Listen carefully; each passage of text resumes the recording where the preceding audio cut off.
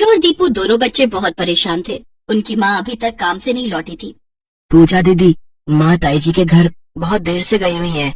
अभी तक तो उन्हें आ जाना चाहिए था। मुझे भूख लगी है। भूख तो मुझे भी लगी है। चल हम दोनों ताई जी के घर से माँ को बुलाने चलते हैं। कुछ समय पहले गायत्री के पति का एक दुर्घटना में देहांत हो गया। इस कारण गायत्री पर मुसीबतें आ गई। घर में खर्च के लिए पैसे नहीं थे, तो मजबूरी में गायत्री अपनी जेठानी के घर पैसे मांगने गई, तो उसने उधार देने से साफ मना कर दिया।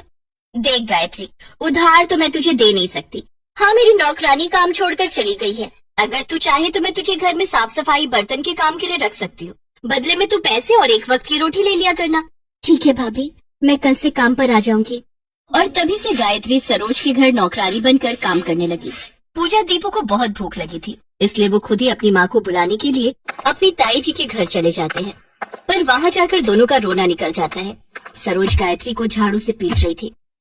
मेरा यकीन मानो भाभी, मैंने दूध का पतीला अच्छे से ढका था। मैंने ऊपर वजनदार बर्तन भी रख दिया था। मुझे मत मारो भाभी। एक तो नुकसान कर दिया, ऊपर से झूठ भी बोलती है। तूने पतीला ढका ही नहीं, इसीलिए बिल्ली दूध में मुंह मार गई। वरना ढका हुआ होता तो कभी भी बिल्ली मुंह ना मारती। सजा तो तुझे मिलेगी। अब इस महीने तुझे पैसे भी काट कर दूंगी और आज खाना भी नहीं मिलेगा। हाँ। नहीं भाभी, ऐसा मत करो। मेरे बच्चे घर पर भूखे हैं। उन्होंने सुबह से कुछ नहीं खाया। आपके घर से जो खाना मिलता है वही मैं बच्चों को देती हूँ। माँ। अरे बच्चों, तुम और यहाँ? माँ, आप आई नहीं थी तो हम आपको देखने के लिए आ गए। पर ताई जी आपको मार क्यों रही है? ताई जी, आप माँ को क्यों मार रहे हो? माँ को दर्द हो रहा है। दर्द हो रहा है तो मैं क्या करूं? दर्द तो मुझे भी हुआ है। अरे 2 किलो दूध खराब हो गया, इसके पैसे कौन देगा? पैसे की तो ऐसे ही वसूली करनी पड़ेगी ना। चल जाए यहाँ से अपने बच्चों को लेकर। आज खाने को कुछ नहीं मिलेगा। कल काम पर आना, अब कल ही मिलेगा। गायत्री बच्चों को लेकर रोती हुई घर आ जाती है और उस रात वो और उसके बच्चे पानी पीकर ही सो जाते हैं। उधर सरोज अपनी मक्कारी पर बहुत खुश हो रही थी। तू तो बड़ी चालाक है सरोज, है? खुद ही दूध का पतीला खुला छोड़ दिया और इल्जाम सरोज पर लगा दिया।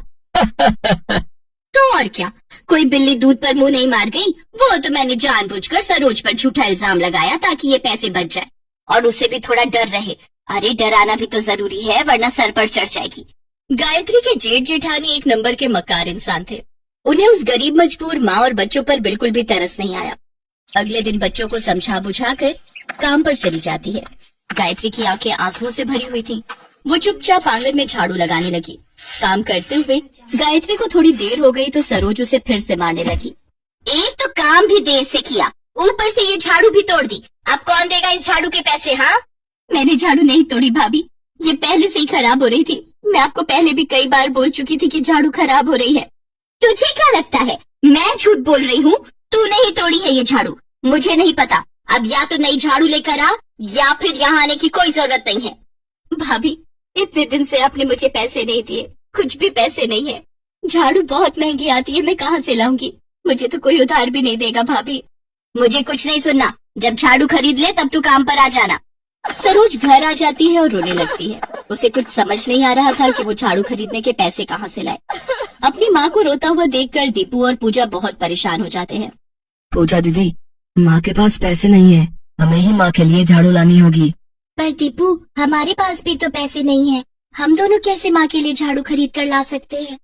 पूजा दीदी, माँ कहती है ना कि गणेश जी से प्रार्थना करके जो भी मांगो वो हमें देते हैं। दीदी, हम भी भगवान गणेश जी से प्रार्थना करते हैं कि वो हमारी माँ के लिए नई झाड़ू दे दें। हाँ दीपू, तू ठीक कह रहा है। हम भगवान गणेश जी से प्रार्थना करते हैं। गणेश जी, माँ कहती है कि आप सबकी प्रार्थना सुनते हो, हमारी भी सुन लो। हमारी माँ को नई झाड़ू चाहिए, आप वो दे दो। गणेश जी, हमें नई झाड़ू दे दो। हमारी माँ घर पर बहुत परेशान है, उनके पास नई झाड़ू खरीदने के पैसे नहीं है। तभी उनके सामने भगवान गणेश प्रकट होते हैं। बच्चों, तुमने मुझे मन से याद किया है, इसलिए मैं तुम्हें ये झाड़ू दे रहा हूँ। अब तुम्हारे जीवन के सारे कष्ट दूर हो जाएंगे। जाओ, ये झाड़ू ले जाकर अपनी माँ को दे दो। गणेश जी, माँ सच कहती थी, आप प्रार्थना सुनकर जरूर मदद के लिए आते हो।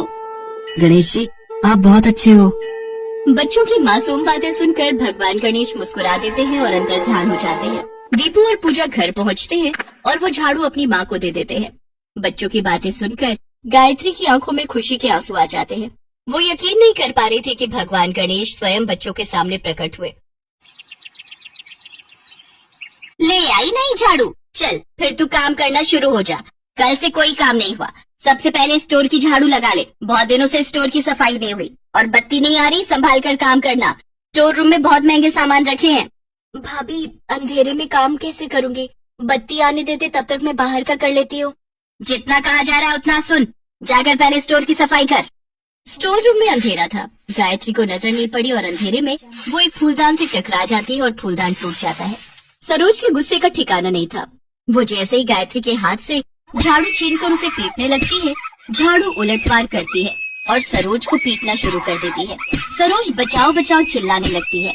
तभी झाड़ू में से आवाज आती है, हुआ दर्द? ऐसे ही तूने गायत्री को बिना गलती के कई बार झाड़ू से मारा है।